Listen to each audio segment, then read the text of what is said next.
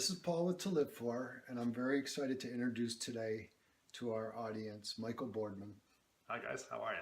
Thank you for being here, Michael. Oh, it's my pleasure. Michael is a watercolor artist who also uses his artwork to create these amazing t-shirts. And we're going to talk a little bit more about that in a few minutes.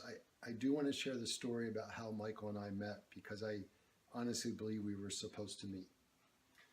We were at a mutual friend's holiday craft party, and I kept running into you. Yep. Literally running into you, and I kept having to say, excuse me. And I'm walking around to the different booths, and I am immediately attracted to these t-shirts that I see. And the t-shirts have on them these amazing prints of different animals.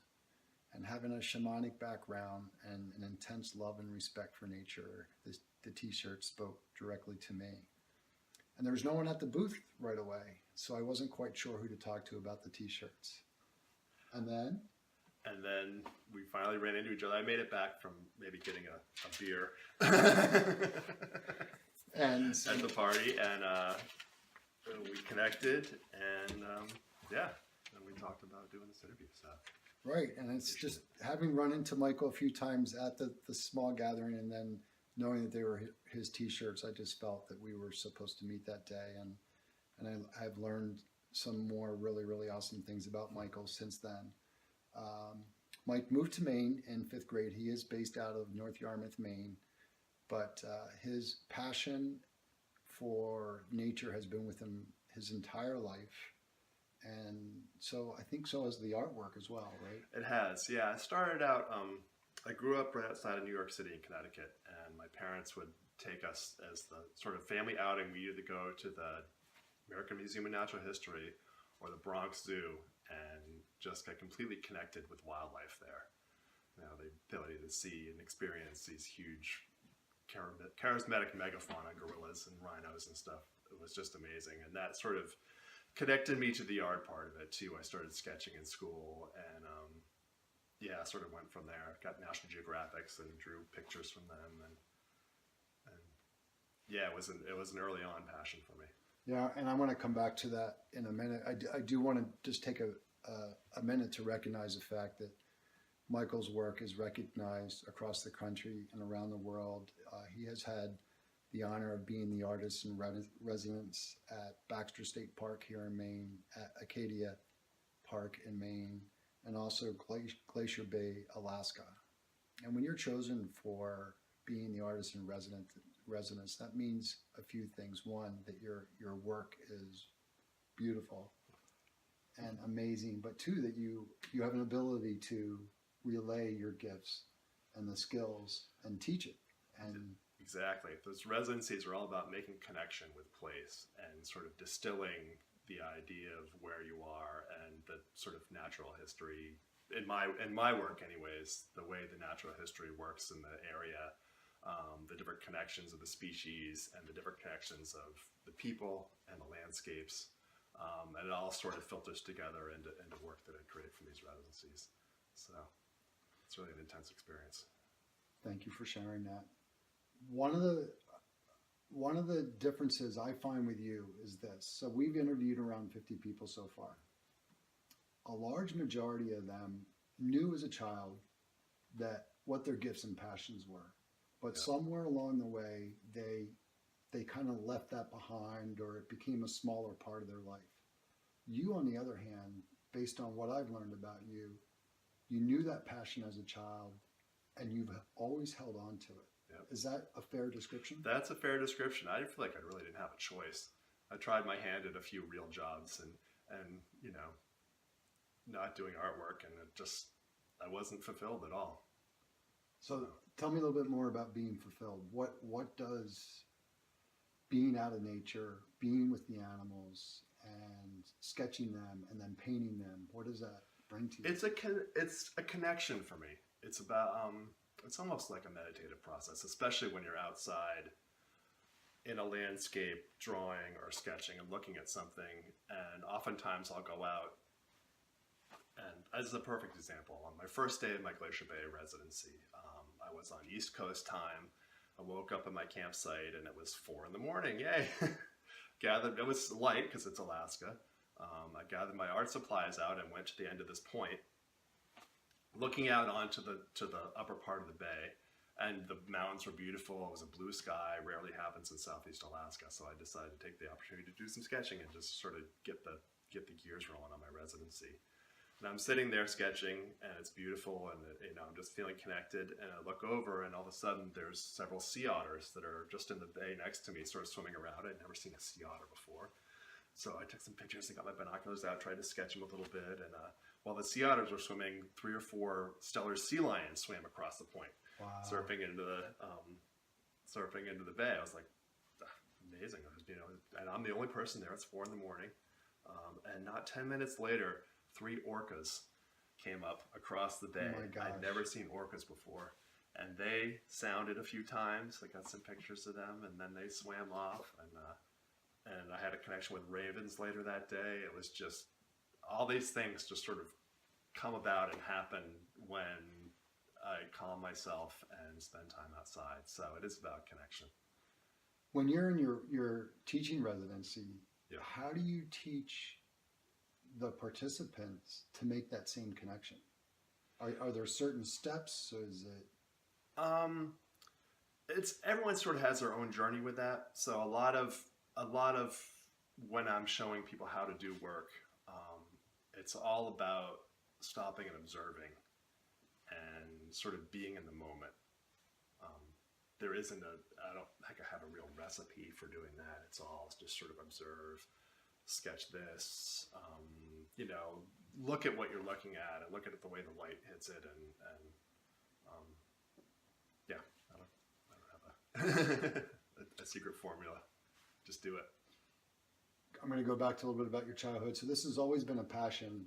It started as sketching, or did it? Yeah, sketching. Yeah, mostly drawing. I got in big trouble in 5th grade study hall for drawing animals, and the study hall teacher said, "You should be working on my homework." Well, my homework's all done.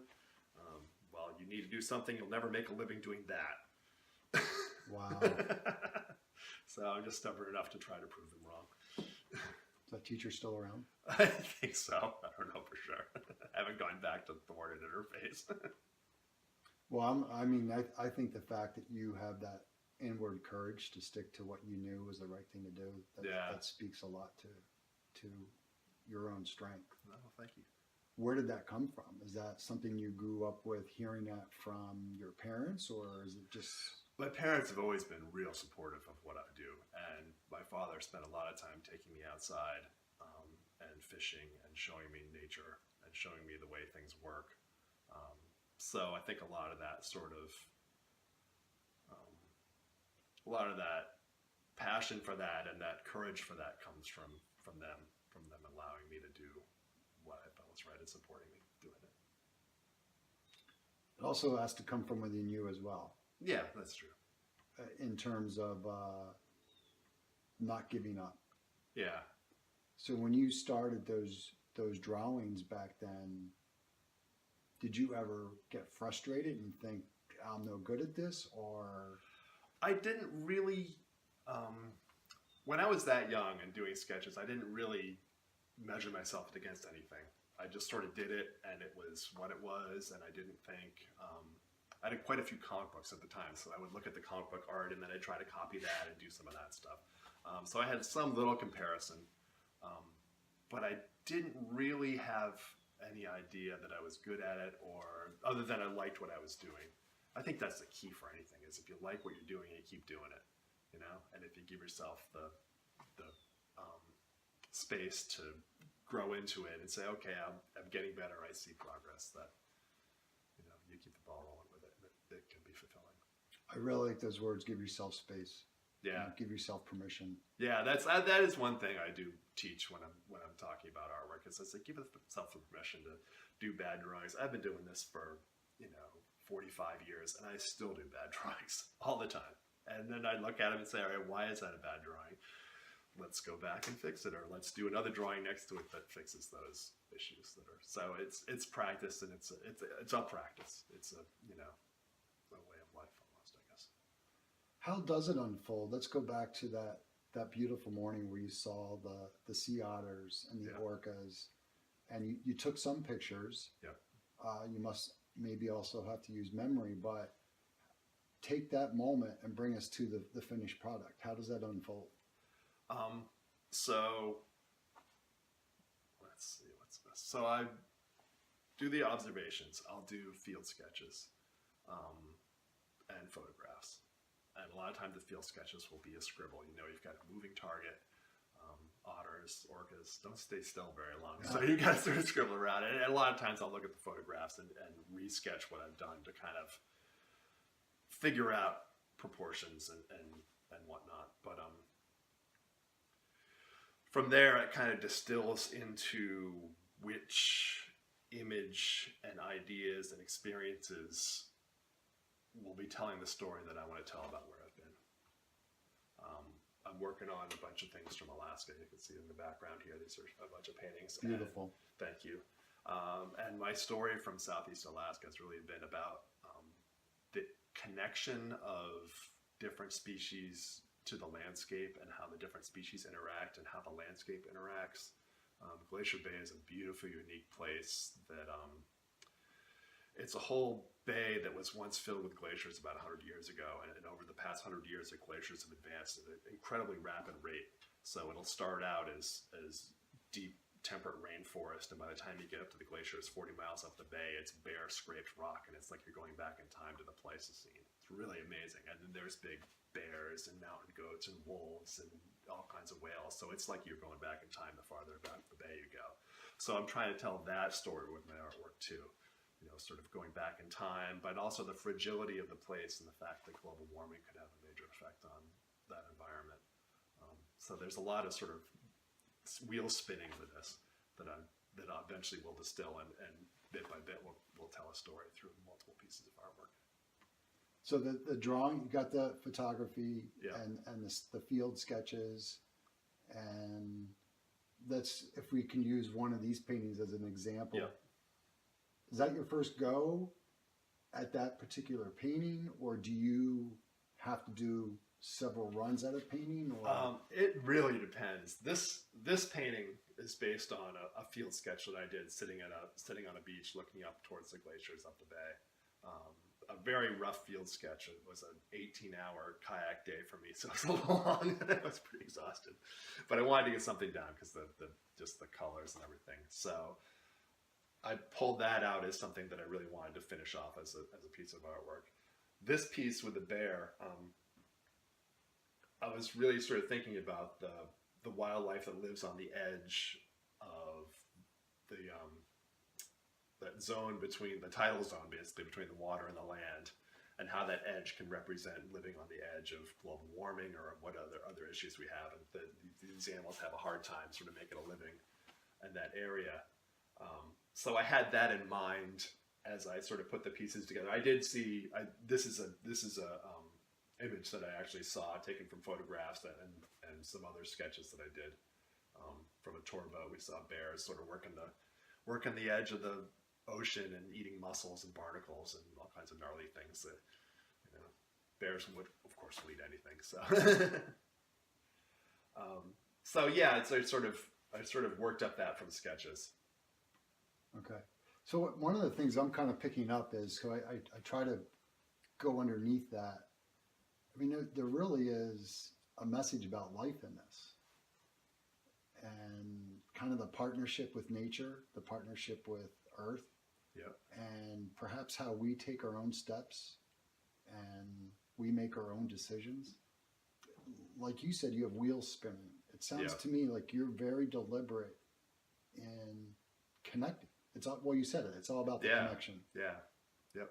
I feel like, you know, as an artist who's interested in wildlife and interested in wild places and wilderness, I have a responsibility to try to do what I can to open people's eyes to the bad things that are going on, and to the things that are endangered and places that may not be the same for our children or our grandchildren. And my tools to do this are artwork. Right. I also think your tool is who you are as a person. So I wonder about, you're a father. Yeah. and a husband, does this translate into your interactions with your family in terms of that respect and those connections with earth and animals? I believe so, yes. I think I'd like to, I have teenagers, of course, so it's hard to distill what actually goes through their minds and comes out. But I see little glimmers of hope that hikes with them and bird walks and taking them outside and showing them things and showing them what's going on is sort of, cemented in their souls and is coming out. My son is interested in he's a senior now and graduating and is interested in some sort of environmental science / wildlife related field. So that really makes me proud that he's thinking of that. It makes me think, all right, well, he did pay attention even though through all the complaining. Yeah. And I personally, when I saw your t-shirts, and let's shift gear to your t-shirts, they send that same message about needing to respect and connect with nature and all that. Oh, thank you. How did the artwork and your watercolors emerge into also the t-shirt business, which is Coyote Graphics? Or Yes, Coyote Graphics is the name of my business. It's funny, it was actually the other way around. I started doing t-shirt artwork first before I really got into doing fine art and watercolors and doing my residencies and sort of, and the t-shirt artwork just became a way to make a saleable product for the sketches and the drawings and things I was coming up with. I'd worked for a screen printing company. I'd learned the tools of the trade as far as how to do that, and started a business, and it's gone quite well. So. And are you doing this all by yourself? My wife helps me with the math and the books and stuff like that.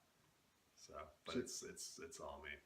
And we talked a little bit before the interview, but you have to, and we'll add some t-shirts to the end of the interview, but the t-shirts are absolutely amazing. The detail on these t-shirts, I've not seen that kind of detail before. Oh, thanks, Paul. But you are in charge of that. Yes. I mean, you are seeing the production of the t-shirt, the actual design carried through the t-shirt, and even selecting the material is important to you. Oh, right? yeah. That's with the t-shirts, kind of with painting too, but if there's a lot of color things involved. I pick the nicest cotton I can find, but it's a lot of connecting the color pattern of an animal with the color of the shirt to make something that's attractive and interesting and unique. So that's a big part of making the connection with that. And even the type of ink, if I remember reading that correctly, is important. Yeah, we've got a number of different types of ink we use, all ecologically sound. And I really try for a soft hand feel. Nobody likes the big plasticky t-shirt prints of the 80s. So, and with my imagery, I want something soft that'll be wearable and people will enjoy for a long time. Well, I did buy one of your shirts for my wife, and I was going to give it to her for Christmas, but I couldn't wait. She absolutely loves it. And I've got one on now, but it's cold here, but it's an eagle, and the eagle is important to my wife and I. We see eagles a lot, and we just find the eagle to be a guiding spirit for us. Me too. I've had some great eagle experiences. Actually, this year I had a great experience. If you don't mind me taking a little sidebar. I volunteer for an organization called Avid Haven, which is a bird rescue facility in Freedom, Maine. And I was invited to a release of 3 juvenile bald eagles in Topsom this fall, which was fantastic. They bring these birds in that have been lead poisoned or have been hit by cars or just emaciated from starvation, and bring them back to weight so they can be free. And they let these 3 beautiful eagles go, fly off into the sunset. It was amazing. And about a week and a half later, I was kayaking on my birthday, not too far from where the eagles were released, but I didn't really think about that at the time, and saw a pair of juvenile eagles in a tree while I was kayaking. And they allowed me to get pretty close. One flew off right away, and the other one just sort of sat there, and I took some photographs. Didn't have time to sketch. I was in the boat. It's a little tricky to sketch in a rocking boat.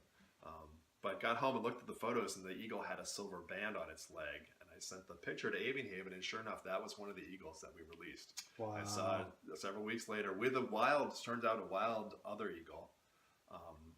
So it had found a friend and seemed to be making its way into the wild pretty nicely. So that was just a neat treat, a great birthday present.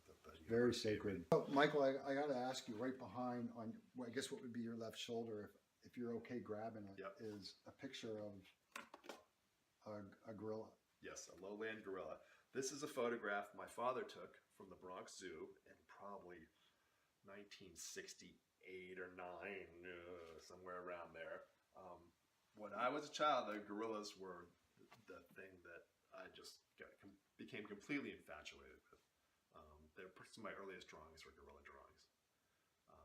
So this connection has gone on throughout my life. And as I just mentioned to you, my wife and I decided before we started a family that we wanted to have an adventure. So we spent a month in Africa, and I got to go to Uganda, and we hiked through the rainforest and got to see the gorillas in the wild, which is a truly amazing experience. Wow, it does. It sounds like it's wild. They find the group, and you basically sit among them without any barrier of wall or vehicle, and they're eating and doing their things, and you're just there with the group watching them. It's an incredible experience, mind blowing. Now, I've been to South Africa just for a few days as I escorted my daughter to a 6-week volunteer experience. I don't think there was any opportunity to see gorillas there. Are gorillas in only certain parts of Africa? There must be. Yes, the mountain gorillas that we saw are only in a very small part of Rwanda, Uganda, and Democratic Republic of Congo. And those are the ones that are sort of habituated to tourists where they have a program where you sign up ahead of time and you go, they hike you into the rainforest and see the groups. So that picture remains by you all the time. It does. It's one of many gorilla things I have around the studio. The Bronx Zoo? The Bronx Zoo. And I actually do work for them. Do you? Yes. The place that inspired me to create wildlife artwork. I do their t-shirts for their summer camp program. So, wow. And I've done that for quite a while. That's quite an honor. Yeah, it's a lot of fun. It's great. I got to go there and connect with people and get the behind the scenes tours of some of the places and stuff. So it's a great experience. So it's a bit of a, completing a circle. Yeah. Because that's where your passion was born to some degree. Yeah. And now you're sharing that passion with children. Yeah, exactly. That's beautiful. So what lies ahead for you? What do you got coming up? I am working on right now. I'm sort of distilling all the Alaska work like we talked about, and I'll be having a show at Maine Audubon later this month and doing a talk on my residency and doing a talk about the connections and the artwork and the things I saw and how it sort of weaves into a story about how to protect this place. So that's the immediate future. I do have my foot in for a few more residencies in Alaska. Knock on wood. We'll see what happens there. They're fairly competitive, so you never know. Well, best wishes with that. Well, thank you. So I have a favorite question that I ask almost right. everybody I interview. And it's a little bit of a challenge because I limit you to a little bit on the answer. All right. But you clearly are living in your passion. You clearly radiate joy around your artwork and your t-shirts. I mean, you just light up. Yep. And your artwork and your t-shirts light up. So you are putting out this amazing vibe. Not everyone feels they're doing that. And they want to, but they might be stuck or unsure or not have confidence, or they might be dealing with sadness. There's lots of different reasons that we don't always live in our passion. If you could come up with one piece of wisdom or advice for someone that is looking for that next step, so that they're living in their passion, what do you think that might be? Give yourself the opportunity and the permission to fail. Just do it. Don't put so much pressure on yourself that you have to, whatever you're doing in a creative sense, don't put the pressure on it that it has to be great right away. It's a journey. So whatever you want to do, take the small steps you can do to start and just work through it and then let it happen. And do a bunch of different stuff. It doesn't have to be one passionate thing. You can do a bunch of different stuff, right. and have it, have it give back to you, I guess. I really like that. That's really good. Give yourself permission. Yeah, because you can pressure yourself out of making stuff and doing what you want to do because you compare to people who are doing it already. And I do this too. I look at other people's artwork and say, oh, I'm never going to get there. Or that's, they're so amazing. But I use that as an inspiration rather than a deterrent. Another good piece of advice. Well, I applaud your parents and you because I think all of you together allowed this passion to just keep growing and growing and growing instead of kind of buying into, well, how are you going to make money? Yeah. Artists don't make money. Yeah. Or like what that fifth grade study hall teacher said. Exactly. I also have to applaud my family who holds the fort down for the several weeks it takes me to do these residencies, and my wife for taking care of all the things at home so I can go out and create artwork. She's a really amazing woman. Yeah, absolutely. And your home carries the same vibe, as does your studio. So it's a pleasure. You are to live for, your work is to live for, and we're really grateful that you took some time out to share with us today. Thank you for talking to me. I really appreciate it. Sure. All right. Oh, so I'm going to go back. I'll add this in. I'll come back to it somehow. How does someone learn about you? You have a website. Yep. Actually, it's two websites. Right. I have the Coyote Graphics website, which is based on our t-shirts, and it has a retail website where you can buy stuff, and that's coyotes.com, COYOTEES, so double ES at the end. And then my art website is mboardman.com, BOARDMAN. Okay, so I'll repeat that one more time. Coyotes.com for the t-shirts and mboardman.com for the artwork. You get it. And they both have some really nice stories on them. And in terms of the artwork, there's some really nice look at views of some of the different sketchings and paintings that Michael has done.